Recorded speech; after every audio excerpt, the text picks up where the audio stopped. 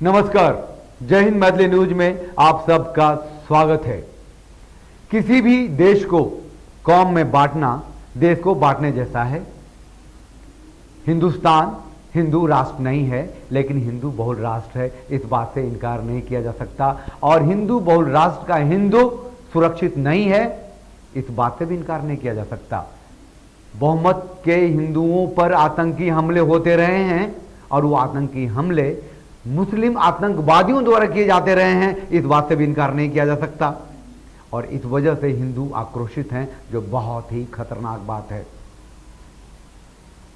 इस्लाम आतंक का मजहब कब बना, कैसे बना, यह भी जानना बहुत जरूरी है। जरूरी है कि हम सुल्तान शाहीन को सुने और जानने की कोशिश करें कि इस्लाम से आतंक को कैसे हटाया जाए। ये मुस्लिमों के ऊपर लगा धब्बा, ये जो कुरान के नाम पे जो हो रहे आतंक, इससे कैसे बचा जाए।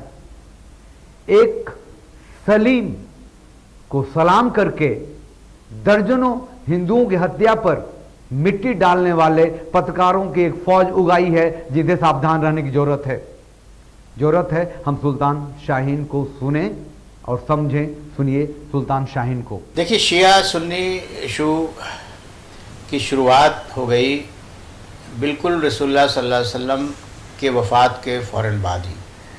उनकी तजहीज़ तकफ़ीन भी नहीं हुई थी, उनका फ्यूनरल भी नहीं हुआ था, उससे पहले ही ये लड़ाई शुरू हो गई। वो क्या हुआ कि लोगों ने एकदम से, चूँकि रसूलुल्लाह सल्लल्लाहु अलैहि वसल्लम उनकी ज़िंदगी पर, मुसलमानों की ज़िंदगी पर पूरी तरह से हावी थे, तब उनकी वफ़ात हो गई तो कुछ लोगों ने तो यकीन ही नहीं किया। कुछ लोगों ने कहा रसूल हैं, मर ही नहीं सकते हैं।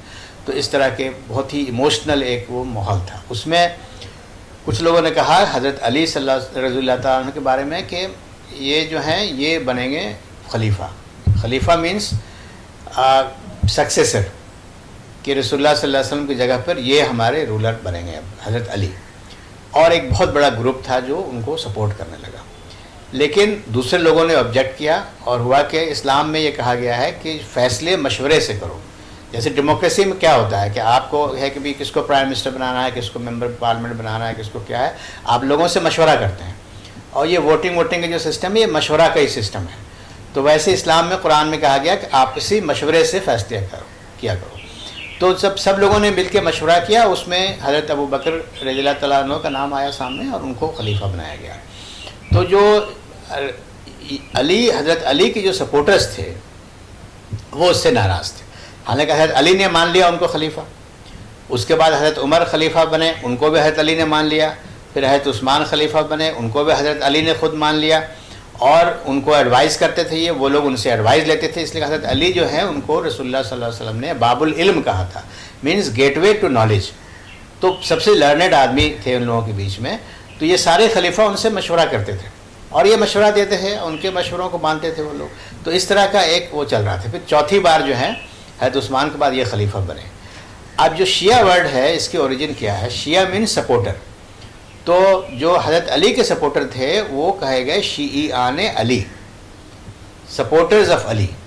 उसके बाद शॉर्ट में वो सिर्फ शिया वो लफ्ज़ बन गया, वो शिया का आया। तो शीआन अली, यहाँ से ये सिलसिला चलता है। उसके बाद फिर मैं ज़्यादा डिटेल में नहीं जाऊँगा।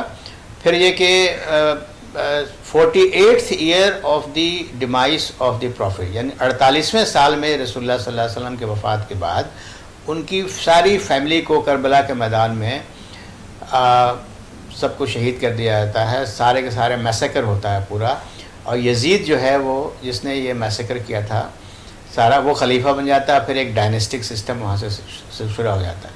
अब जो शिया जो लोग थे, जो शिया ने अली थे, वो चूँकि एक डिक्टेटोरियल सिस्टम था, उसमें खामोश रहते हैं, छिप के रहते हैं, बहुत मुसीबतों में रहते हैं बहुत दिनों तक। फिर आहिस्ता आहिस्ता इस तरह से चलता रहा। तो ये जो शिया और सुन्नी जिन्होंने यजीद को खलीफा मान लिया, वो सुन्नी कहे गए और वो सुन्नी हैं वो। और फिर उन्हीं के सारे, तो वो जो मेजॉरिटी थी उसने उस सिस्टम को मान लिया, जो मोनार्किकल डायनेस्टिकल सिस्टम, जो एंटी इस्लामिक सिस्टम एक सेंस में शुरू हुआ। इसलिए इस्लाम में तो टोटल इक्वालिटी है, इस्लाम में तो मोनार्की हो ही नहीं सकती है। लेकिन इस्लाम में तो अल्लाह ऊपर है, नीचे जो है सारे के सारे बंदे और सब बराबर हैं। उसमें कोई ये है ही नहीं कि मैं फ़लाने का बेटा हूँ इसलिए मैं किंग बन जाऊँगा, मैं خلیفہ بن جاؤں گا میں، ایسا کچھ ہو ہی نہیں سکتا. لیکن ایک سسٹم بن گیا، اس کو میجورٹی نے مان لیا. تو میجورٹی جو ہے وہ سنی کہی جاتی ہے، اور جو حضرت علی کے سپورٹر تھے اور پھر بعد میں اس فیملی کے سپورٹرز تھے، اور اہل بیت یعنی فیملی آف دی پروفٹ، ان کے جو سپورٹرز ہیں وہ شیعہ کہے جاتے ہیں. اور پھر یہ لڑائی بڑھتی چلی گئی. پھر یہ لڑائی، اس لڑائی نے آئیڈیولوجیکل فارم لے لیا. جب الگ الگ ہو گئے تو شیعہ کو بھی ضرورت پڑی کہ اپنے آپ کو ڈیفائن کرنے کے لیے ایک انہوں نے تھیولوجی بھی اپنی الگ بنا لی، اپنی آئیڈیولوجی بھی الگ بنا لی، بہت سارے ایشوز پہ ڈفر کرنے لگے.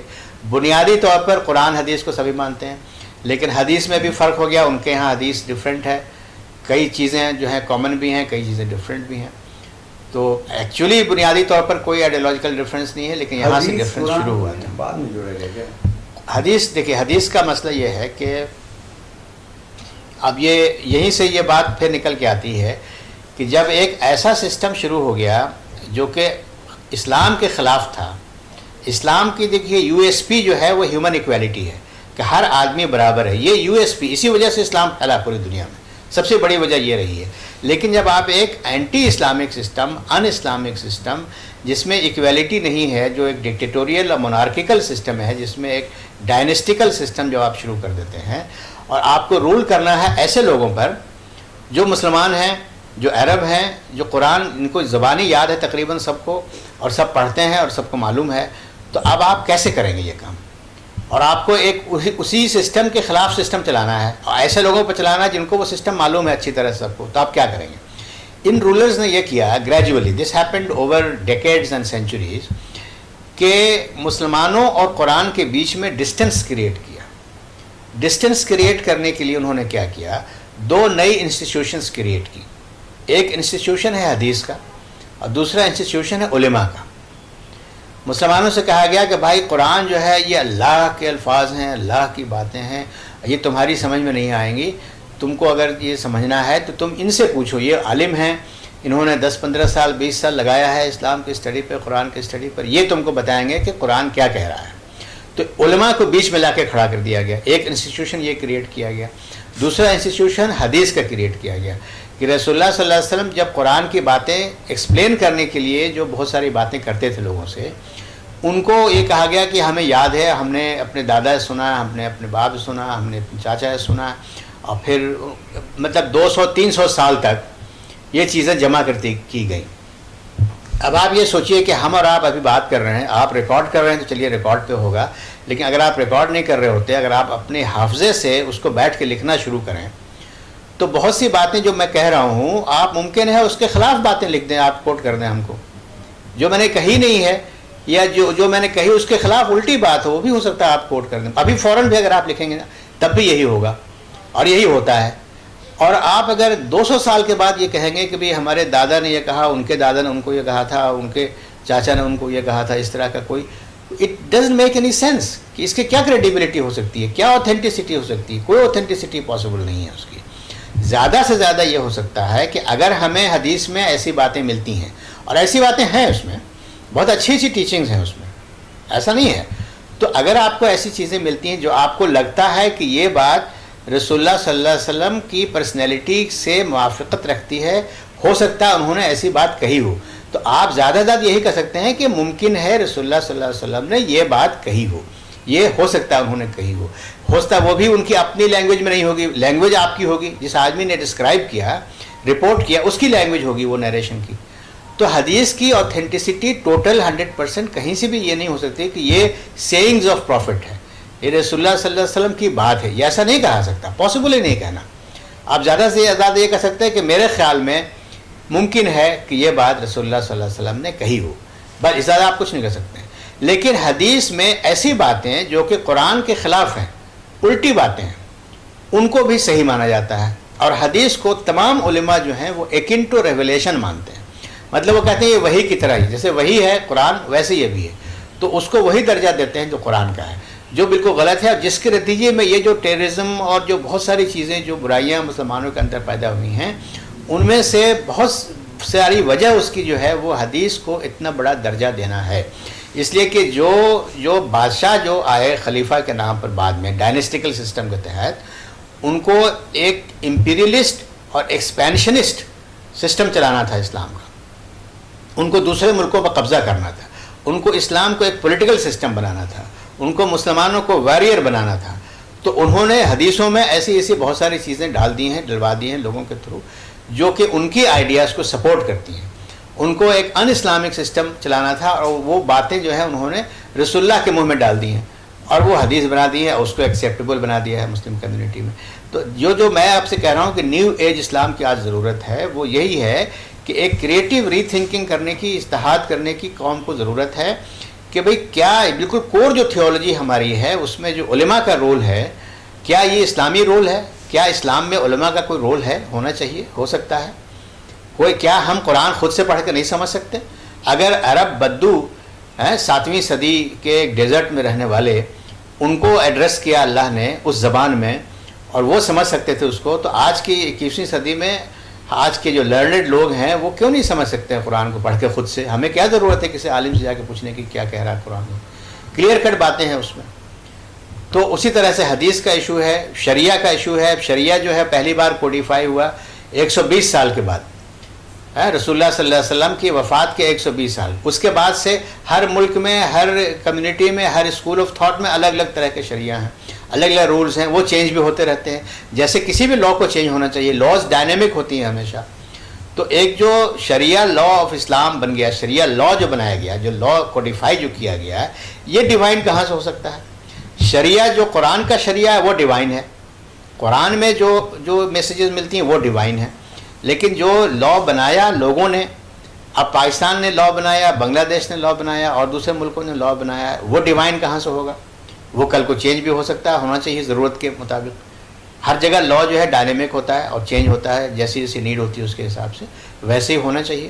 تو اس طرح کی بہت ساری چیزیں ہیں. میں آپ سے ایک بات اور عرض کرنا چاہوں گا کہ جو ٹیررزم کی، جو جہادزم کی جو فلسفی ہے اور جہادی آئیڈیالوجی جو ہے وہ اتنی کامیاب اس لیے ہو گئی ہے کہ جو ان کی کور تھیولوجی ہے وہ وہی ہے جو عام مسلمانوں کی کور تھیولوجی ہے.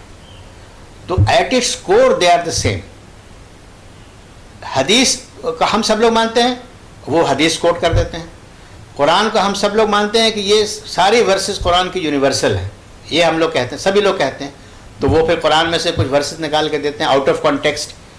بھی وہ ورس آئی تھی ایک خاص موقع پر، ایک خاص لڑائی کے لیے، آپ کو انسٹرکشن دینے کے لیے.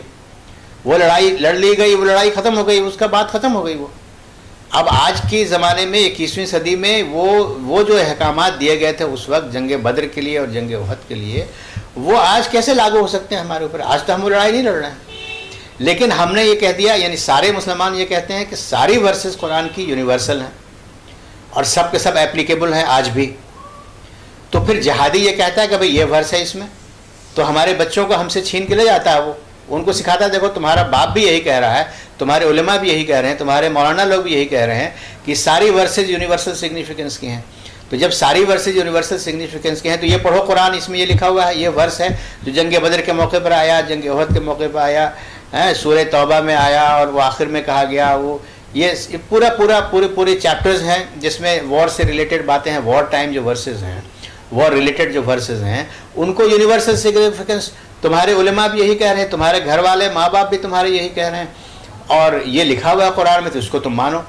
تمہارے ماں باپ اور تمہارے جو علماء ہیں وہ ہپوکریٹیکل ہیں، وہ منافق ہیں، وہ اس کو مانتے ہیں یونیورسل اور عمل نہیں کرتے، وہ لڑائی میں شامل نہیں، وہ جہاد نہیں کر رہے ہیں، تم کرو. تو وہ بچے تیار ہو جاتے ہیں. ہمارے پڑھے لکھے جو بچے ہیں ان کی سمجھ میں آخر یہ باتیں کیسے آ رہی ہیں کہ یہ جہادزم صحیح ہے. ڈاکٹر انجینئر ہمارے گھر کے جو ہیں وہ کیوں جا رہے ہیں؟ آپ سن رہے ہیں سلطان شاہین جی کو. تو یہ بھی جاننا ضروری ہے کہ ذاکر نائک جیسے دھرم پرچارکوں کی کس طرح کی بھومکا ہے اس آتنک کو پھیلانے میں. آخر وہ چاہتے کیا ہے، وہ کس طرح کا پرچار کرتے ہیں، کس طرح کے لوگوں کو شامل کرتے ہیں اپنی دنیا میں. ذرا سنیں کیا کہتے ہیں سلطان شاہین جی. جو ان کی پریچنگ ہے، جو اسلام سپریمیسزم وہ سکھاتے ہیں کہ اسلام جو ہے واحد مذہب ہے جو سب پر سپیریئر ہے، اور یہ کہ اسلام کو پوری دنیا پر غالب آنا ہے. اور اس طرح کی کئی باتیں ہیں. مثلا یہ کہ ایک وہ اسٹیج طریقے سے کنورژن کرتے ہیں، اپنے ٹیلی ویژن چینل پہ لوگوں کو بلا کے بٹھا کے ان سے سوال پوچھوائیں گے، کرسچنس کو، ہندوز کو. اور تو یہ پورا کا پورا اس کا جو اثر ہے وہ ڈیفینیٹلی لوگوں میں ایکسٹریمزم لاتا ہے. एक्सट्रीमिज्म और टेररिज्म में एक स्टेज का फ़र्क होता है. हर एक्सट्रीमिस्ट टेररिस्ट नहीं बन जाता है. कुछ ही एक्सट्रीमिस्ट हैं जो एक्चुअली टेररिस्ट बन जाते हैं. तो एक्सट्रीमिस्ट से टेररिज्म की तरफ उनको कौन ले जाता है, ये एक अलग प्रोसेस है. उसके अलग मोटिवेटर्स हैं, उसके अलग पूरा एक थिएटर है जिसमें वो लोग पहुंचते हैं. लेकिन एक्सट्रीमिज़म ऑफ थॉट फैलाने में और वो बढ़ाने में जाकिर नायक साहब का और इस तरह के बहुत सारे और प्रीचर्स हैं, उनका बहुत रोल है, इसमें कोई शुबा नहीं है. As a matter of fact आप ये देखिए कि जो आम जो खुतबे होते हैं मस्जिदों में भी हमारे जुमा के, और दूसरी इस तरह की जो बातें होती हैं किताबों में होती हैं, मदरसों में जो किताबें पढ़ाई जाती हैं, जो आपको किताबें आपको आम जामा मस्जिद पर सड़कों पर बिकती हुई मिल जाएंगी, उन किताबों से भी एक्सट्रीमिज़म फैल रहा है और जहन में जो एक्सट्रीमिस्ट थॉट्स आ रहे हैं. तो ये किस तरह का मज़हब है हमारा, इसकी क्या इंटरप्रिटेशन निकाल ली है लोगों ने कि वो ये कन्विंस कर देता है कुछ लोगों को, और कुछ बहुत इंटेलिजेंट लोगों को, डॉक्टर्स को, इंजीनियर्स को, इस तरह के लोग जो पढ़े लिखे तालीम याफ्ता लोग हैं, बहुत अच्छी पोस्ट पर हैं, अच्छे घर में हैं, घर में बीवी बच्चों को छोड़ करके और चले जाते हैं और इस्लामिक स्टेट ज्वाइन कर लेते हैं. पूरी दुनिया से एक साल के अंदर में 30,000 इस तरह के लोग वहाँ इस्लामिक स्टेट में पहुँच गए. और यूरोप से, अमेरिका से, जो बड़ी अच्छी अच्छी जगहों पे थे, जहाँ वो चाहे अनएम्प्लॉयड भी फ़र्ज़ किए रहे हों, तब भी उनको वहाँ अनएम्प्लॉयमेंट बेनिफिट्स मिलता होगा. उनकी ज़िंदगी कोई वो भूखे नहीं मर रहे थे. और उनमें से कुछ जो हैं बहुत अच्छी वेल पोस्टेड और बहुत कुछ अच्छी जगहों पर भी थे. तो आखिर ऐसा क्यों हो रहा है, यह क्या इंटरप्रिटेशन? तो मैं ये समझता हूँ कि मुसलमानों के लिए सबसे ज़्यादा ये लम्हे फ़िक्रिया है. दूसरी बात मैं समझता हूँ कि दूसरों को ब्लेम करना कोई फ़ायदा नहीं देता है.